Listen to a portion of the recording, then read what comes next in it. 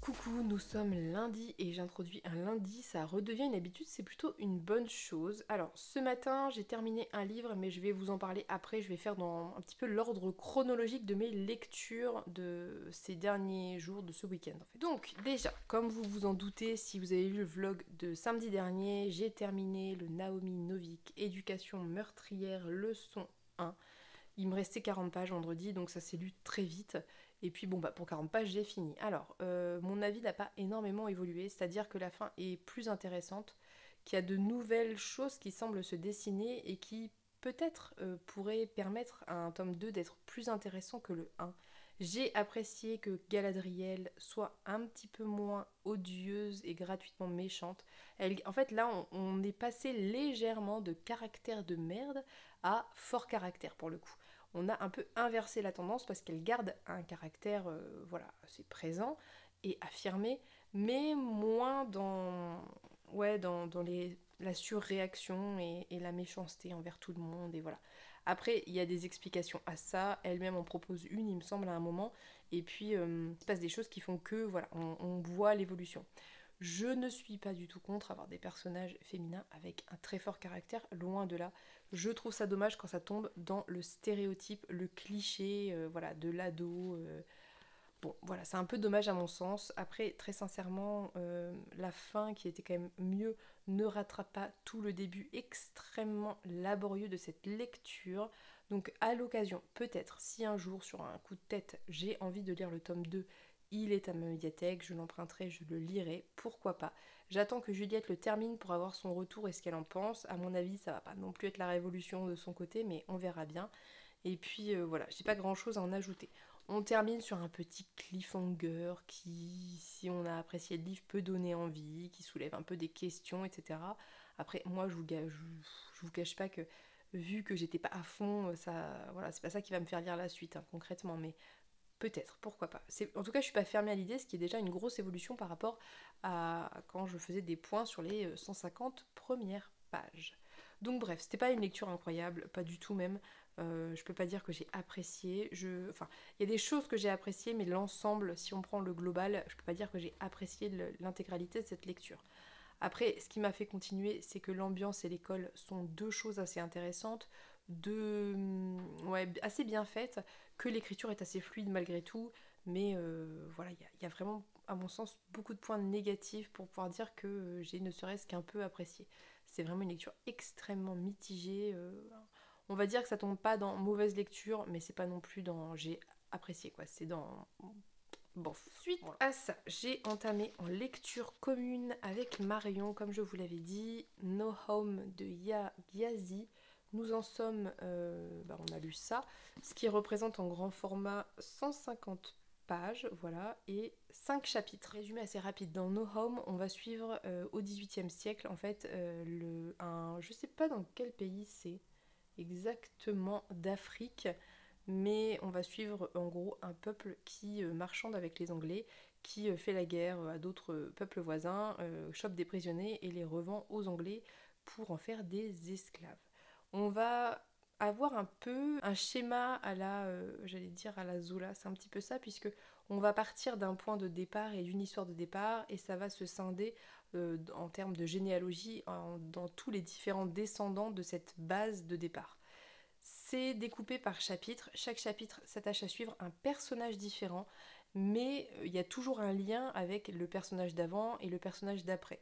Donc voilà, par exemple, on va suivre, je ne sais pas, dans le chapitre 1, on suit Effia. Dans le chapitre 2, on peut suivre par exemple un de ses enfants ou quelqu'un de sa famille, enfin voilà.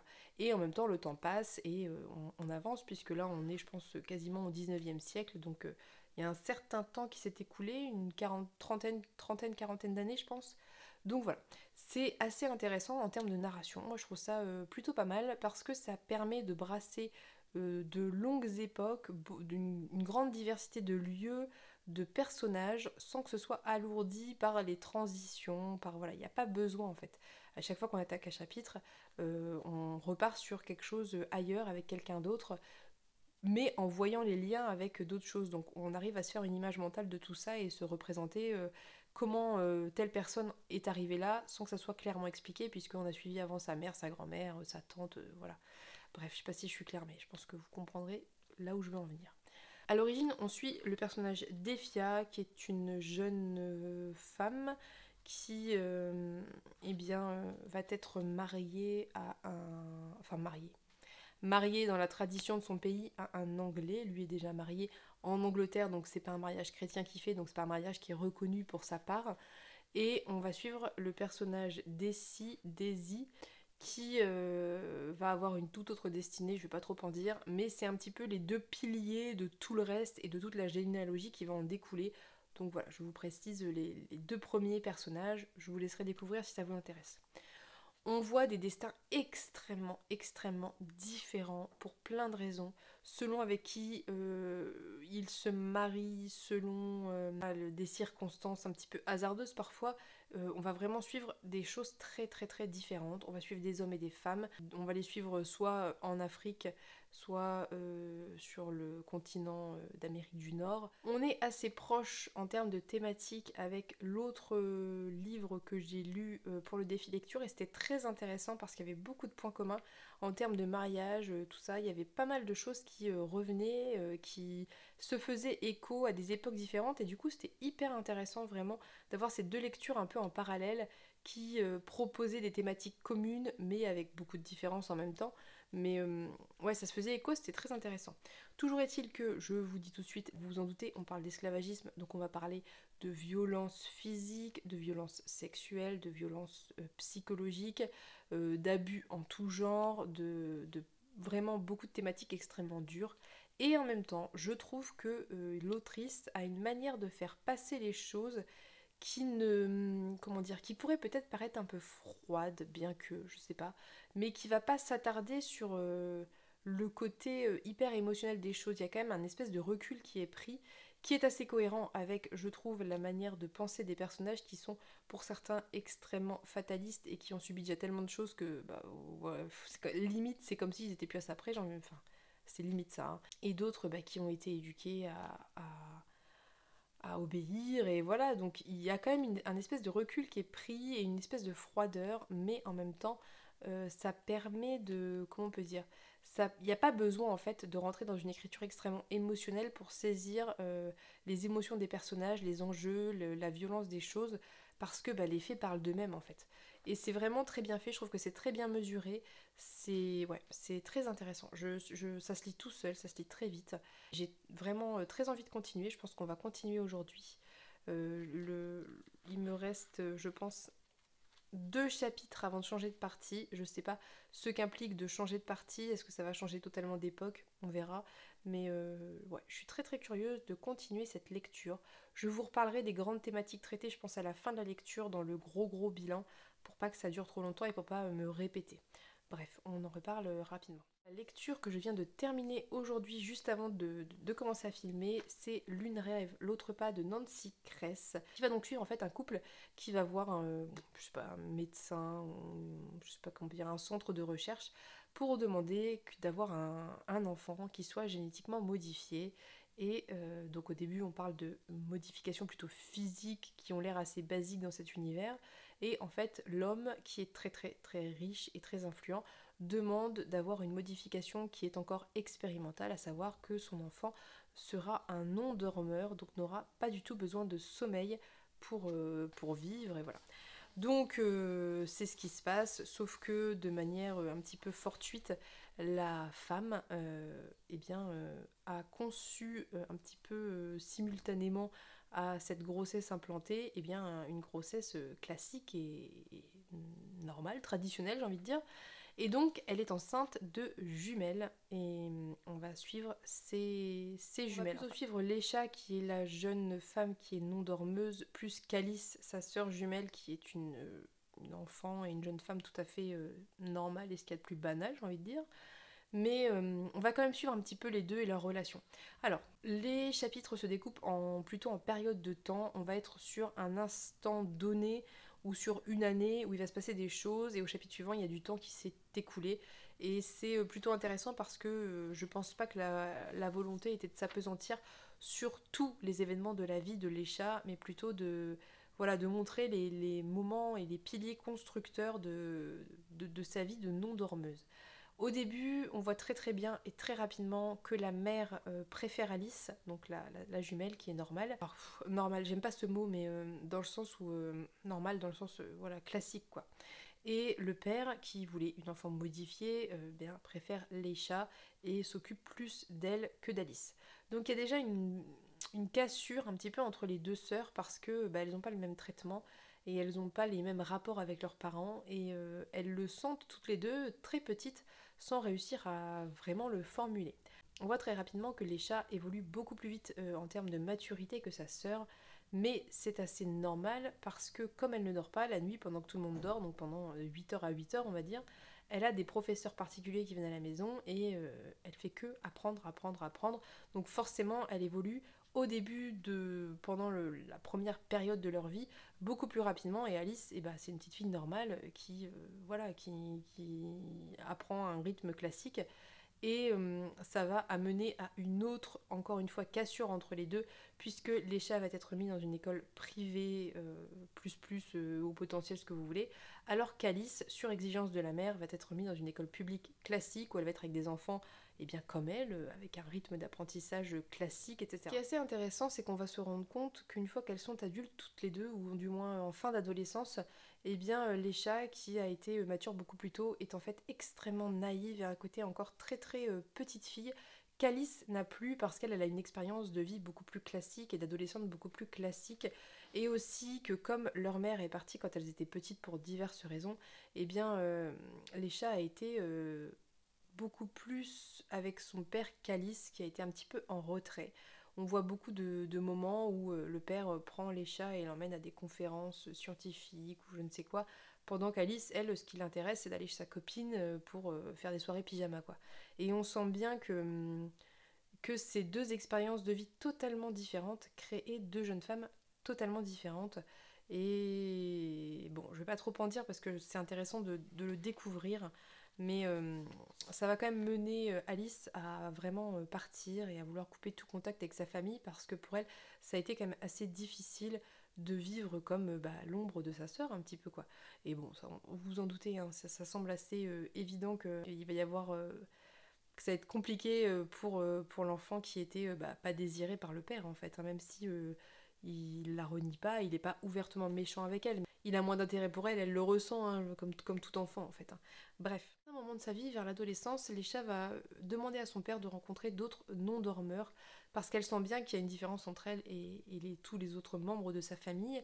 Et elle va rencontrer donc un groupe de jeunes non-dormeurs, il y en a une quarantaine là où elle est, et ils vont commencer à échanger et on va voir évidemment qu'on n'est quand même pas sur le même genre d'adolescence que vous et moi, et que très rapidement, il y a 17 ans ou 18 ans, ils rentrent à Harvard, ils passent tous leurs diplômes haut la main, enfin, il y a vraiment une grosse, petit à petit avec le temps qui avance, un gros décalage entre les gens qui sont dormeurs et les gens qui ne sont pas dormeurs, parce qu'on se rend compte que les gens qui ne sont pas dormeurs, eh bien déjà, ont beaucoup plus de temps pour travailler, apprendre, etc., sans se fatiguer, sans avoir besoin de dormir, donc voilà.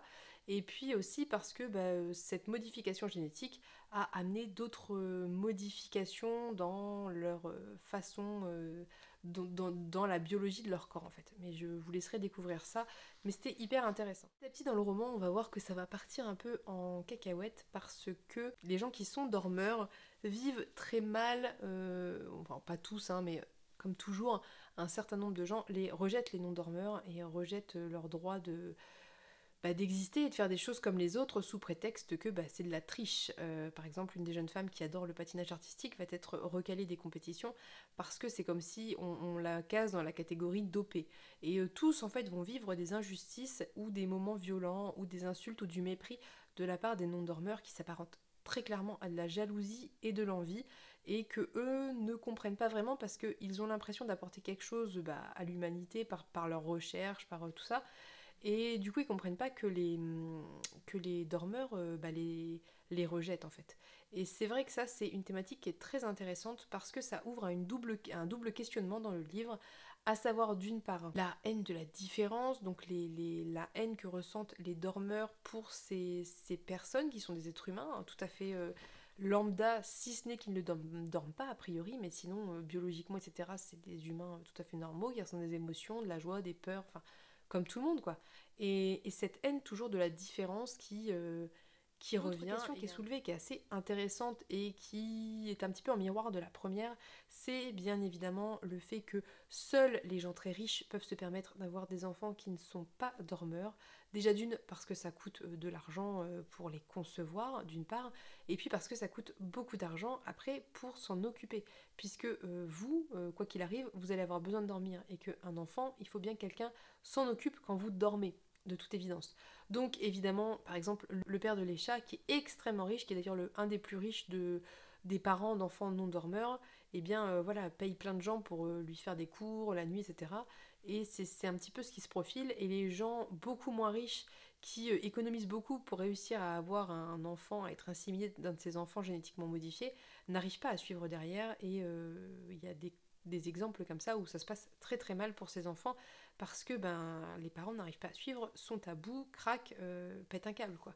Puisqu'ils sont constamment en relais pour s'occuper de l'enfant. Donc il y a cette question, tout ça pour vous dire que j'en arrive à cette question très intéressante, à savoir que est-ce que c'est une bonne chose de créer un élitisme supplémentaire puisque finalement tous ces enfants non dormeurs issus de la bourgeoisie plus ou moins aisée, plutôt plus que moins, eh bien vont parvenir à tous les postes de pouvoir et puisque de par le fait qu'ils sont extrêmement intelligents, plus que la moyenne, et qu'en plus ils ont le temps et le loisir de ne faire que étudier et travailler, qu'est-ce que ça pose en termes d'élitisme et en termes de est-ce que c'est bien ou pas de modifier génétiquement des enfants pour qu'ils répondent à des attentes plus ou moins valables, encore une fois plutôt moins que plus, puisque c'est des attentes physiques et c'est des attentes d'excellence et d'élitisme quoi. Donc il y a cette double question je trouve qui est posée, qui est assez intéressante et encore une fois qui est ouvert à débat, qui n'est pas tranché dans le livre et c'est pas l'objectif. Je pense que c'est pour que chacun puisse se faire un avis sur ces questions-là. Je dois admettre que c'est la première chose que je me suis dit, c'est que en gros la bourgeoisie se créait une espèce de bourgeoisie plus plus pour prendre encore plus le pouvoir et accaparer encore plus les richesses, puisque tous ces enfants non dormeurs, qui eux n'ont rien demandé au demeurant, sont dans toutes les strates de la société, j'allais dire non, mais dans tous les différents corps de métier, quoi. Il y en a plein qui sont avocats, il y en a plein qui sont scientifiques, plus ou moins spécialisés, il y en a qui font de l'art, enfin, et c'est les meilleurs à chaque fois, systématiquement. Et c'est ça aussi un petit peu le départ de cette haine vis-à-vis d'eux, c'est que il y a un sentiment d'injustice quant au fait que quoi que tu fasses, toi, tu n'as pas 12 heures, tu n'as pas 24 heures sur 24 pour travailler et t'améliorer. Tu as des impératifs physiques, physiologiques que non pas, à savoir le sommeil, qui est quand même quelque chose de très important dans notre vie, on dort énormément. Et c'est un peu le point de départ de cette colère vis-à-vis d'eux qui, encore une fois, n'ont rien demandé et n'en sont absolument pas responsables, d'être au-delà de ça et du coup de ne jamais être rattrapable à tous les niveaux. Bref, c'était vraiment très intéressant ces réflexions. Pour tout ce qui va être narration et tout, je vous avoue que j'ai trouvé que c'était assez concis, assez sec. Comme on passe, les chapitres sautent du temps, ça a l'avantage de pouvoir brasser une grande temporalité et dans un format assez court, mais ça apporte aussi du coup cette impression de ne pas bien connaître le personnage principal et de ne pas avoir beaucoup d'attache vis-à-vis d'elle, ce qui est un petit peu dommage, je trouve. Mais après, c'est un choix, c'est moi qui trouve ça dommage, ça peut plaire à quelqu'un d'autre. C'est vraiment un choix narratif volontaire pour le coup. Et puis voilà, le style est assez sec, assez sec, je sais pas si sec c'est le mot, mais assez concis, on va à l'essentiel. Les questions sociales sont vraiment clairement, quasiment ouvertement posées, quoi. Je veux dire, y a pas de, on n'est pas dans la subtilité de la chose. Après, c'était quand même très intéressant, ça se lit très bien, ça permet de réfléchir, ça apporte des choses, c'est de la SF très intéressante, mais voilà, il faut être capable d'apprécier les styles assez secs, assez directs, sans fioritures, avec pas une ambiance incroyable. Ce qui fait que même si j'ai trouvé ça très intéressant, je peux pas dire que j'ai adoré ce livre. J'ai trouvé que c'était intéressant, j'ai bien aimé, mais c'est pas du tout un coup de cœur, quoi. Bref, je vous invite à le découvrir si jamais ça peut vous intéresser parce que ben, ça se découvre, hein. Je pense que c'est vraiment ce genre de livre qu'il faut découvrir et auquel il faut s'intéresser. D'autant que c'est pas un investissement de temps énorme. Moi, je l'ai lu assez rapidement. Je l'ai commencé hier, j'ai lu un tout petit peu et je l'ai terminé aujourd'hui dans la matinée, donc ça se lit assez vite. Voilà sur le gros point lecture du week-end, puisque j'ai pas mal lu, et encore il y a celle du défi lecture que je vous ai pas présentée, sinon on serait encore là dans un quart d'heure. Mais soit, là ce que je vais faire, c'est que je vais déjà faire à manger parce que j'ai faim, ça serait pas mal, et je vais me choisir une nouvelle lecture, bien que je vais probablement pas énormément lire, vu qu'après je vais enchaîner avec la lecture commune de La mer sans étoiles, qu'on a un peu mis en pause parce que Pénélope était un petit peu occupée, donc voilà, elle a fait ce qu'elle avait à faire, et du coup là on va reprendre tranquillement cette lecture, mais je vais quand même me prendre je pense un livre, alors j'ai pas décidé quoi pour le moment. J'hésite, je regarde en même temps ma pile à lire qui est à ma gauche, j'hésite entre l'épée, la famine et la peste parce que ça me permettrait de clôturer mon Explora livre du mois et d'être un peu plus sereine et après de pouvoir faire des lectures un peu moins impérieuses on va dire et peut-être plus au feeling. J'hésite entre donc ça, le Aurélie Wellenstein et le Terry Pratchett me fait bien envie là à l'heure actuelle. Donc je ne sais pas encore ce que je vais prendre. Je vais regarder ma palle du mois de mars pour voir quelle autre lecture j'avais prévu de faire. Mais ouais, je sais pas trop, je vais voir. Je vais peut-être prendre l'Aurélie Wellenstein parce qu'il va se lire plus vite. Bon, je sais pas. Je vous reprendrai, soit dans la journée avec des images et vous verrez ce que j'ai choisi, soit demain, on verra bien. Là, je vais vous laisser parce que j'ai beaucoup filmé, qu'on n'est que lundi et que j'en suis à 25 minutes. Donc voilà. Je vous fais des bisous et je vous dis à plus tard.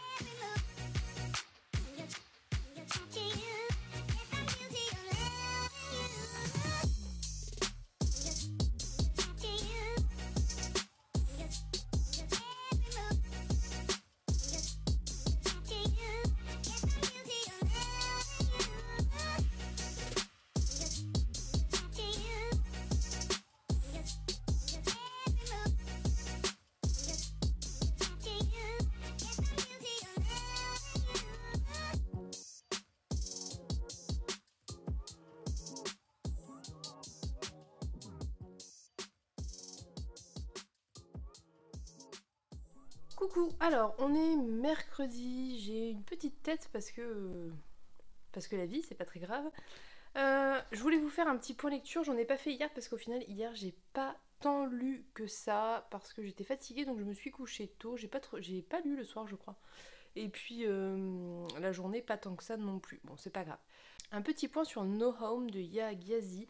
Je suis un petit peu en retard dans la LC parce que je crois que Marion a 3 chapitres d'avance, mais ouais, hier j'étais pas trop en forme, donc là je vais rattraper ça aujourd'hui, c'est pas encore fait. Ce que je peux vous en dire, c'est que changer de partie n'a pas radicalement changé la donne, c'est la question que je me posais. On a vraiment l'impression, quand on lit No Home, de lire plein de nouvelles. C'est un découpage assez particulier, mais c'est assez intéressant, parce que finalement on suit un personnage sur un temps donné, une période assez courte donnée avec des grands événements de sa vie, et au chapitre suivant on passe à un autre personnage mais qui a lien avec soit le précédent, soit un des précédents, et on arrive à comprendre ce qui s'est passé dans la vie des autres qu'on a évoqués avant à travers les descendants en fait. C'est plutôt pas mal, ça a un côté qui donne l'impression de lire plein de petites nouvelles, et en même temps tout est relié, donc c'est vraiment très chouette, ça permet de brasser une grande période de temps, ce qui est plutôt pas mal, puisque là, l'intérêt concrètement, c'est de suivre toute une famille. Alors famille, c'est pas vraiment le mot, parce que c'est plusieurs familles au final, vu que c'est des deux personnages de base et tous leurs descendants, et voilà. Mais ça permet de brasser une grande quantité de lieux et de grandes périodes de temps. C'est franchement hyper intéressant, c'est dur, c'est triste, c'est pas aussi dur que ce à quoi je m'attendais en termes purement de description de violence et tout, donc c'est plutôt pas mal, mais c'est vrai que c'est assez dur, il y a plein de trucs très tristes, vous imaginez bien, c'est toujours le cas quand on parle d'esclavagisme de toute façon, mais c'est vraiment très intéressant. Je vais pas trop m'étendre parce que je pense que j'y reviendrai quand je l'aurai terminé d'ici la fin de semaine, à mon avis ce sera fait, parce que ça se lit vraiment très bien et c'est très fluide, c'est assez rapide. Faut juste ce soir que je rattrape mes 3-4 chapitres de retard et que je m'y remette pour avancer. Mais vous voyez, on a dépassé la moitié, hein, il me reste ça à lire. Donc ça va quand même aller assez vite. Du coup, en lecture pas commune, en lecture pour moi, j'ai attaqué Le Roi Fauve de la saga Mal d'Aurore, le tome 2, Le Roi Fauve. J'ai lu... Qu'est-ce que j'ai lu? Je suis pas encore à la moitié, pas tout à fait, mais pas très loin. On repart quasiment directement après la fin du tome 1, et ça repart assez fort. C'est... Je vais pas trop m'étendre sur les thématiques et tout, je vais juste vous donner une impression plutôt générale. C'est assez facile à lire, ça se lit vite, ça se lit très bien, c'est assez intéressant et addictif. Après, je trouve qu'il y a quand même un petit truc qui me dérange un peu, c'est que j'ai l'impression qu'il y a plein de moments où on vous balance des trucs un peu, des infos, qui ne font pas forcément suite. En tout cas, moi, ça n'a pas forcément été logique ou ça n'a pas fait suite dans mon esprit. Donc, soit c'est parce que l'explication qui va tout recouper va arriver vers la fin, soit, je sais pas, c'est une construction un peu particulière. Mais c'est vrai qu'il y a des moments où c'est un peu bizarre. Là, par exemple, je suis dans la troisième partie et ça fait vrai. Il y a une grosse rupture avec les deux précédentes, c'est assez déstabilisant. Mais après, très sincèrement, ça se lit très bien. C'est très sympa qu'on soit dans un univers qui est plutôt slave, austro-hongrois, enfin un peu plus pays de l'Est, ça change. Et puis, il y a quand même une ambiance que j'aime bien dans ce livre. Très franchement, il y a quelque chose qui me plaît bien de manière générale sur l'ambiance, sur la manière dont c'est écrit. Je pense pas que ce soit le meilleur livre de jeunesse que j'ai lu, mais c'est quand même très sympa. Ça, je sais pas, je trouve que l'ambiance est particulière et que du coup c'est assez addictif. Mais bon, je vais pas trop m'étendre parce que déjà je suis un peu fatiguée et que je vais encore partir dans tous les sens et mon cerveau va pas suivre. Mais de toute façon, je vous en reparle parce qu'à mon avis, demain il sera fini. Parce que vraiment, en lisant très peu de temps, j'ai beaucoup avancé. Ça se lit vraiment tout seul. J'avais oublié que c'était aussi fluide. Donc voilà, ça c'est ma lecture actuelle que j'ai attaquée parce que je m'étais dit qu'il fallait que je le ramène. Sauf que ma médiathèque a eu un problème informatique et qu'on ne peut ni rapporter des livres ni en emprunter. Donc je me suis foutu un peu la pression pour rien. Mais c'est pas très grave. Ce sera fait, je l'aurai lu et je le mettrai de côté en attendant de pouvoir le ramener. Voilà.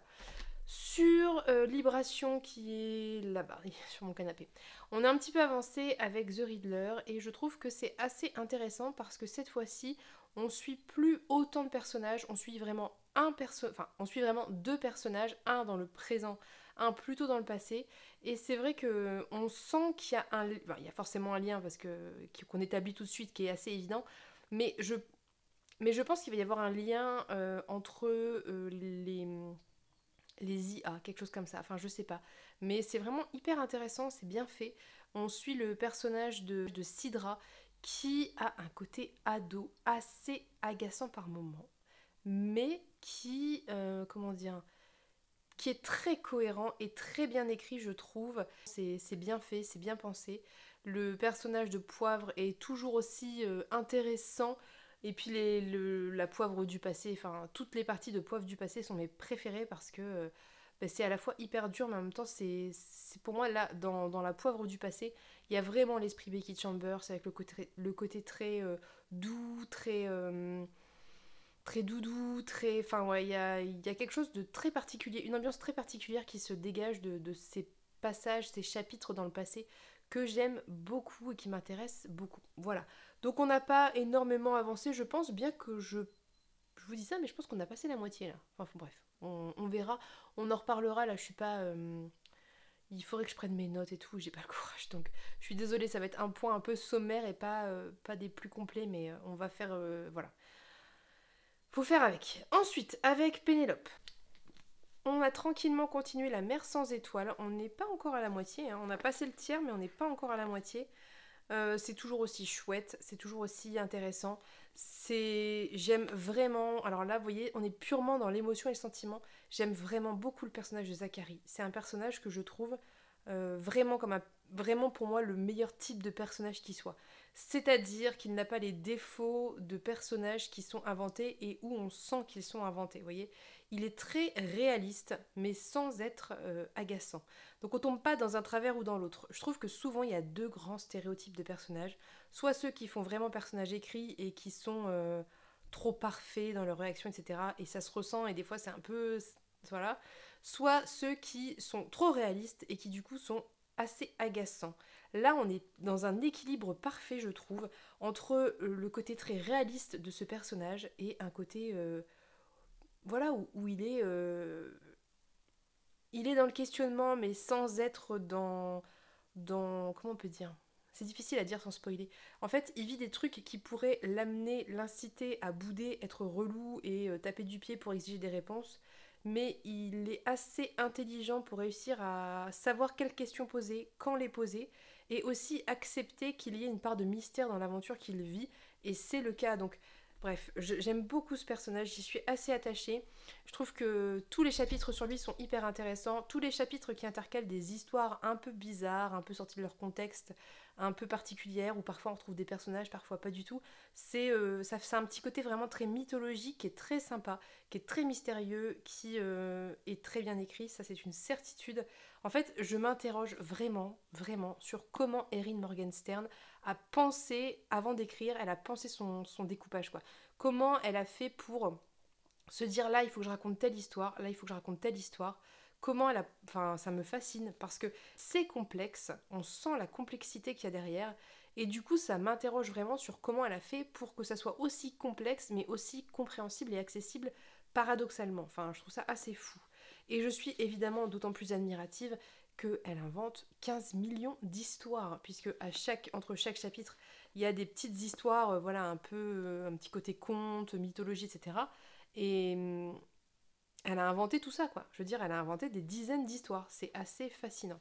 J'aime toutes les fins de chapitre sont toujours fait que vous avez envie de continuer. Il y a pas une fin de chapitre où on peut fermer le livre en se disant bon bah je continuerai demain.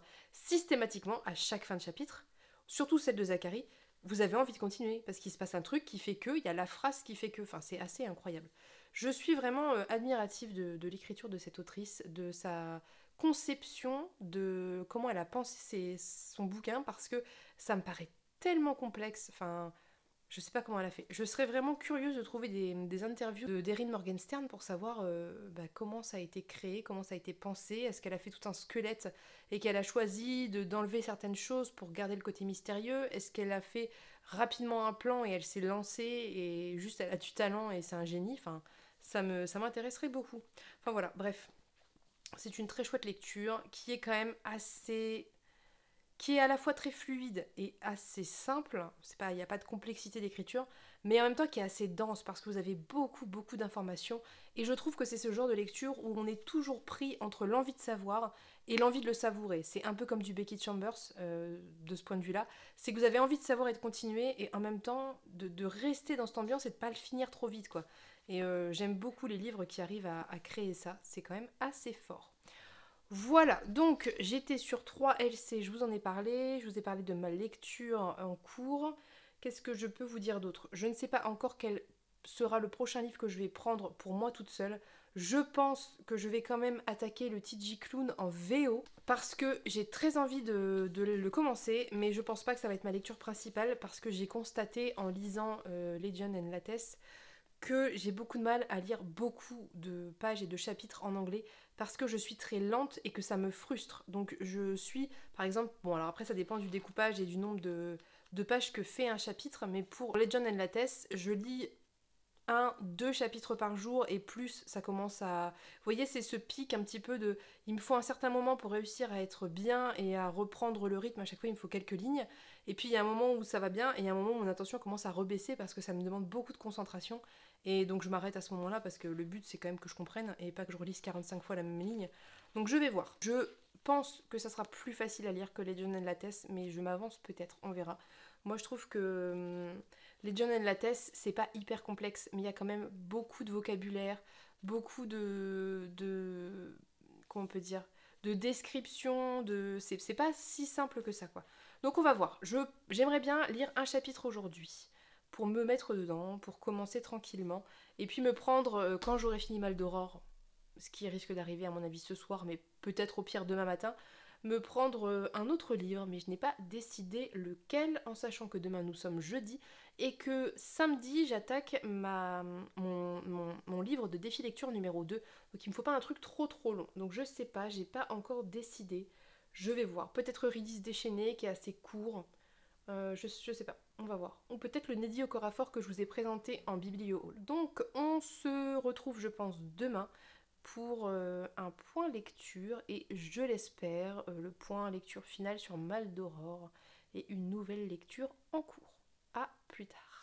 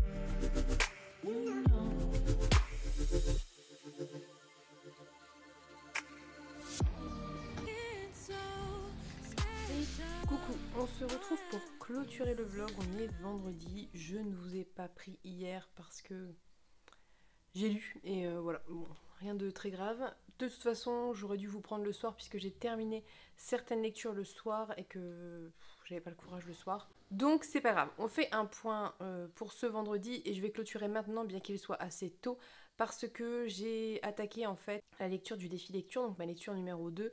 Et comme je vais pas vous la présenter là, aucun intérêt que j'attende ce soir pour clôturer puisque je n'aurai rien fini d'autre. Bref, on y va. Donc, avec Pénélope, on a bien avancé hier La mer sans étoiles puisqu'on a lu genre 90 pages qui reste cette petite partie.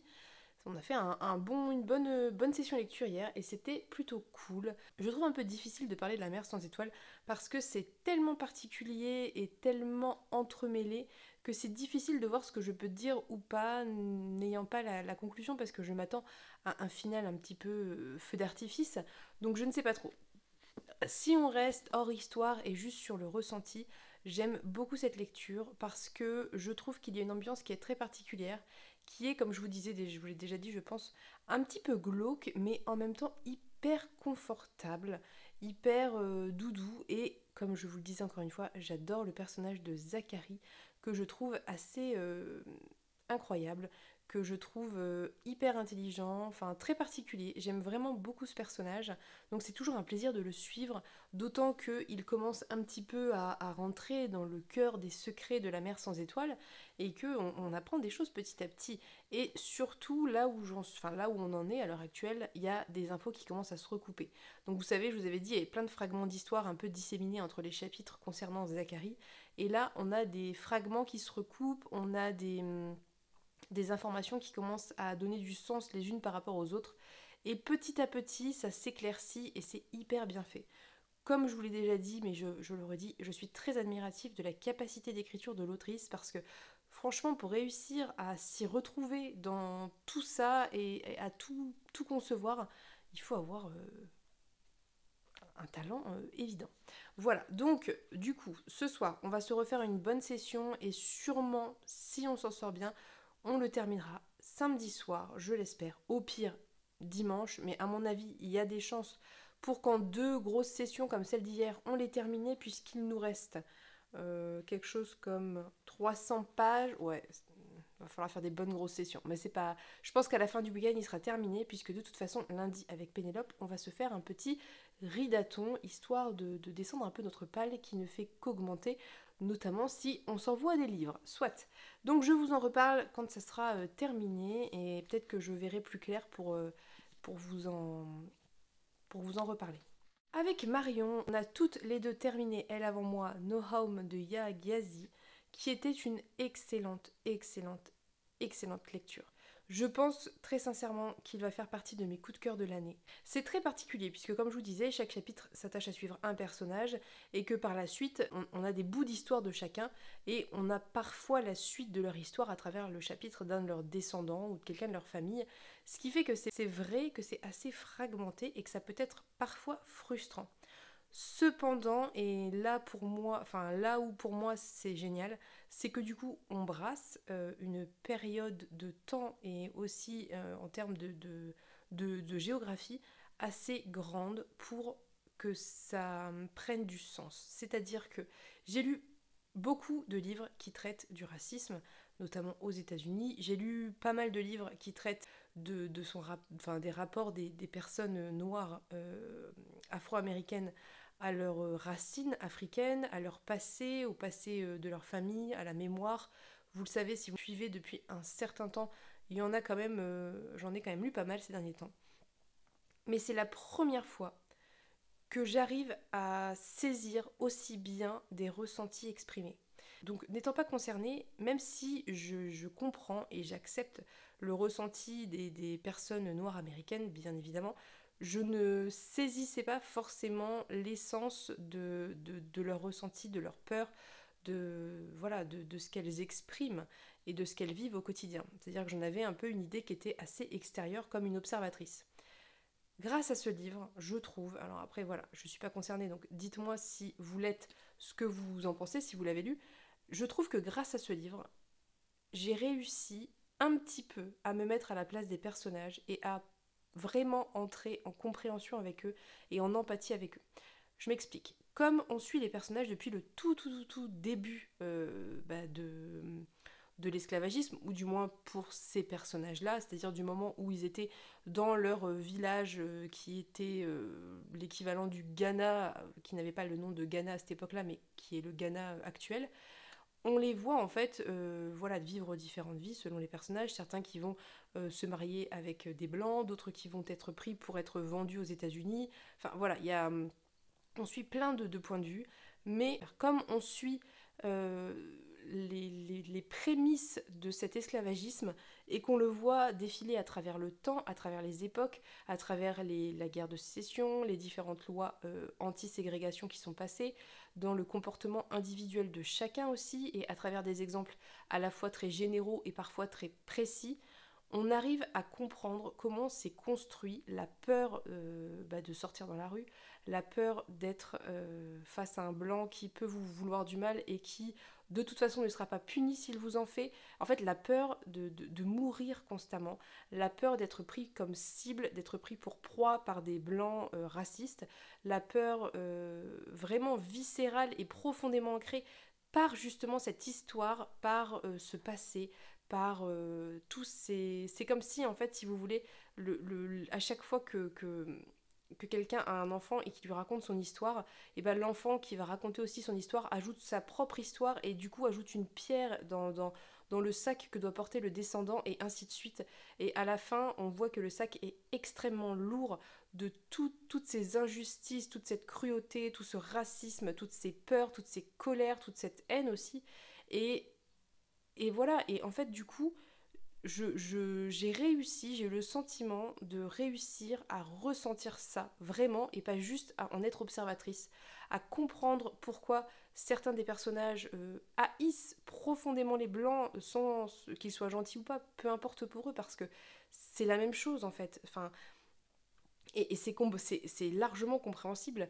On comprend pourquoi certains, par exemple, il y a eu un moment donné où il y a une jeune femme noire qui est aux États-Unis depuis un certain temps, qui est mariée avec un homme noir, mais qui est, comme on dit, qui est un white passing, qui est très très pâle de peau, qui a, je pense, des ancêtres blancs et c'est ressorti dans ses gènes à lui.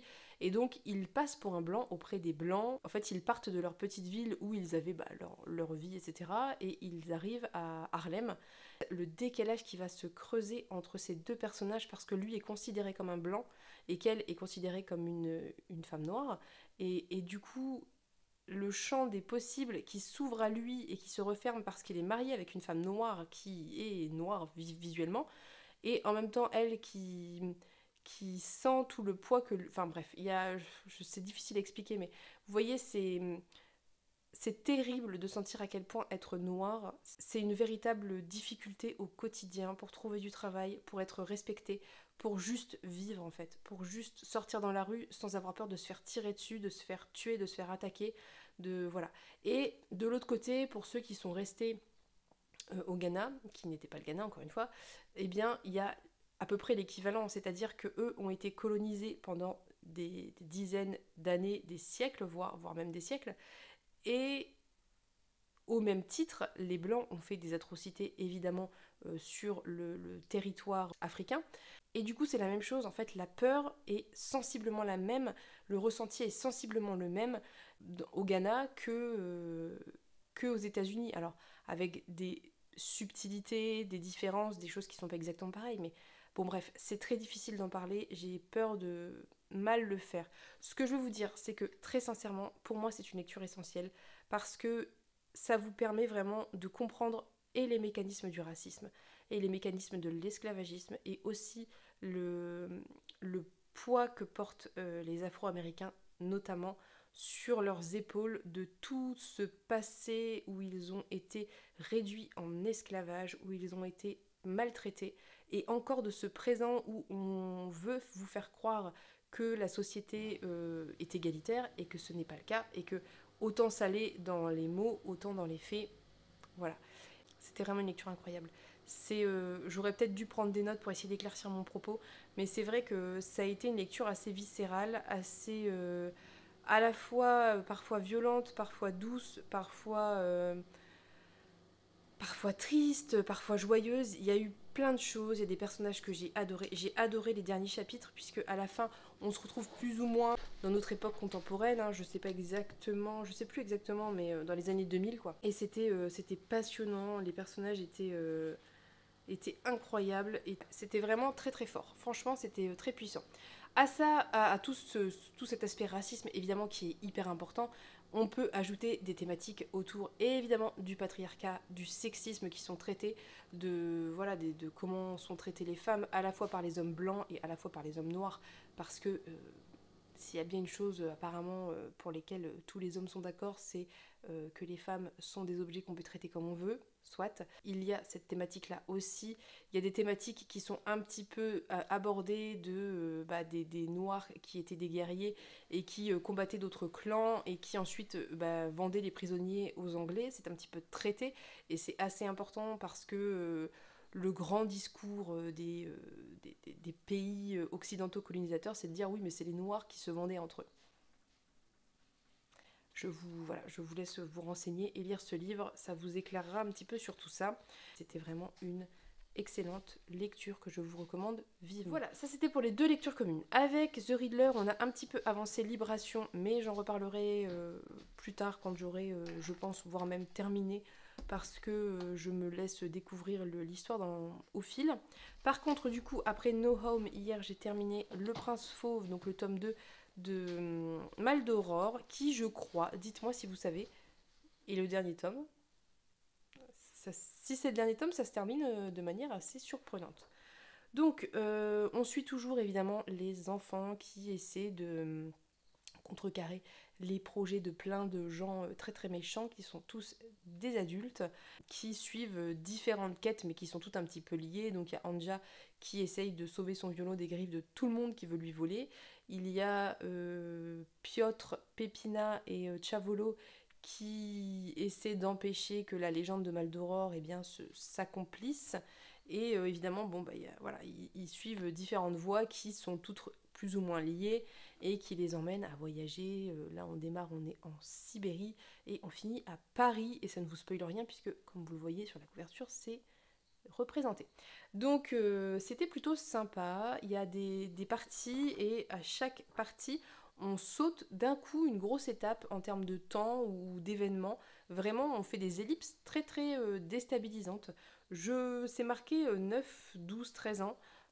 Alors je sais pas, ça dépend peut-être du niveau de lecture, mais 9 ans, moi ça me paraît un poil juste parce que je vous dis, il y a des grosses ellipses, il faut être capable d'imaginer, il y a plein de moments où les choses ne sont pas données explicitement et ça implique de faire des inflexions pour comprendre ce qui se passe et ou en tout cas l'imaginer, ça me paraît un petit peu compliqué. La fin est hyper déstabilisante, je ne sais pas si c'est une vraie fin ou pas, mais si c'est le cas, c'est très bizarre. J'avais jamais vu un jeunesse qui se termine de cette façon-là. Je vous le dis, je suis estomaquée par cette fin. Alors après, c'est pas forcément mal en soi. Je vois pas comment un enfant de 9 ans peut l'interpréter, parce que ça demande d'avoir à la fois certaines connaissances culturelles et en même temps d'être capable de comprendre quelque chose qui n'est pas franchement dit. Mais pourquoi pas? Bon, je sais pas. Bon, voilà, c'était sympa. Si je dois donner des points vraiment positifs, c'est que l'ambiance est hyper sympa, la relation entre les enfants est sympa. Il y a un côté, vous savez, un peu le club des 5 où ils partent tout le temps à l'aventure, faire des trucs entre enfants. Il n'y a jamais aucun adulte pour leur dire non mais attends, tu rigoles, t'as 12 ans, tu te calmes. Non, bon, alors là un petit peu, il y a un petit peu les parents d'Anja qui essayent mais enfin quand elle décide de partir, elle part et voilà quoi. Bon, c'était sympa, c'était pas incroyable, mais ça se lit vite, ça se lit tout seul. Ça a le mérite de proposer un grand voyage à travers l'Europe, ce qui est plutôt une bonne chose. Ça a le mérite de montrer des personnages qui ne sont pas ni tout gentils ni tout méchants, qui sont assez contrastés. Ça a le mérite de montrer aussi des relations entre enfants qui sont assez réalistes et somme toute plutôt saines, je trouve.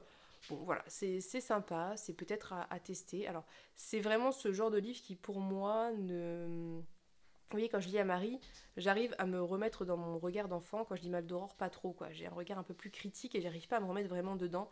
Et je trouve qu'il y a plein de choses qui sont pas très claires, même pour moi. Alors, je sais pas, dites-moi si vous l'avez lu. Mais du coup, c'est vrai que en tant que jeunesse, ça doit être assez complexe. Je ne sais pas. Bon, voilà, c'était sympa, mais c'était pas plus, quoi. Sinon, dernier petit point, et je vous laisse, j'ai attaqué la lecture de Nos jours brûlés de Laura Nfassou, je crois que ça se dit, sur Liseuse, qui parle d'un espèce de monde post-apocalyptique où le soleil a disparu et les journées se déclinent dans des tons plus ou moins clairs et où on voit plus ou moins, mais en fait il fait plus ou moins tout le temps nuit. Et elle part avec sa mère, alors elle a 20 ans, c'est pas une ado, elle part avec sa mère en quête parce que son grand-père, donc le père de sa mère, a envoyé un carnet où il dit qu'il faut qu'il retrouve un endroit un peu mystique qui leur permettra de récupérer, de faire revenir le soleil. Et donc elles partent à travers l'Afrique occidentale en mission, où elles se déplacent un petit peu comme elles peuvent. Vous imaginez un monde post-apocalyptique, deux femmes qui se déplacent dans un monde post-apocalyptique, c'est toujours un petit peu dangereux. Et puis voilà, il y a plein de choses qui exigent un petit peu d'avoir des connaissances, comme par exemple pour se nourrir. Vous imaginez bien que toute la végétation a changé parce qu'il n'y a plus autant de lumière, etc. Enfin, voilà. C'est plutôt pas mal pour le moment. Je dois admettre que je pensais que le personnage principal était plus jeune dans sa façon de parler et d'être, mais là j'ai appris au début du chapitre 2, je crois, qu'elle a 20 ans, donc j'étais un peu étonnée.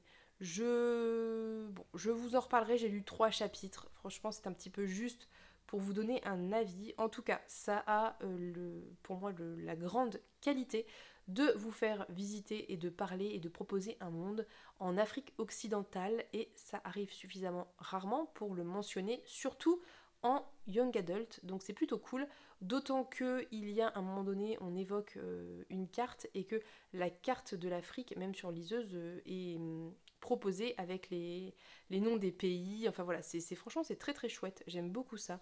J'aime beaucoup être dans une autre ambiance, dans un autre univers que un univers occidentale. Je pense que vous l'aurez compris, j'arrête pas de le répéter, mais c'est vraiment très chouette. Donc je vais continuer ça tranquillement et je vous en reparlerai. Je pense pas que ça va durer 1000 ans parce que bah, c'est du young adult, ça se lit assez vite, ça c'est pas très très long, donc voilà. Ah si, j'ai oublié de vous parler du moineau de Dieu, mais je l'ai fini quand? Avant-hier. Je crois que j'ai la flemme là. Je crois que je vous en parlerai la semaine prochaine. Je fais que repousser. Je fais que repousser parce que d'une part, je me sens pas de faire le résumé. D'autre part, je sais pas comment je vais en parler parce que c'est vraiment une lecture très très très particulière. Donc je pense qu'on en parlera la semaine prochaine. On verra, c'est pas grave. Je repousse encore le moment et puis au pire, j'en parlerai en bilan de lecture de mars si voilà, je trouve pas l'occasion de le refaire avant. Soit, donc je vais maintenant vous laisser pour cette semaine de lecture. J'espère que ça vous a plu. N'hésitez pas à me dire si vous avez lu certains livres, ce que vous en avez pensé. N'hésitez pas à me dire si certains vous font envie. Oui, vous font envie. Notamment si No Home peut vous faire envie parce que j'espère que je vais donner envie à certains ou certaines de le lire. C'était vraiment excellent. Et puis voilà. Donc je vous souhaite une bonne journée, je vous souhaite plein de bonnes lectures et je vous dis à la semaine prochaine pour un nouveau vlog. Bye bye!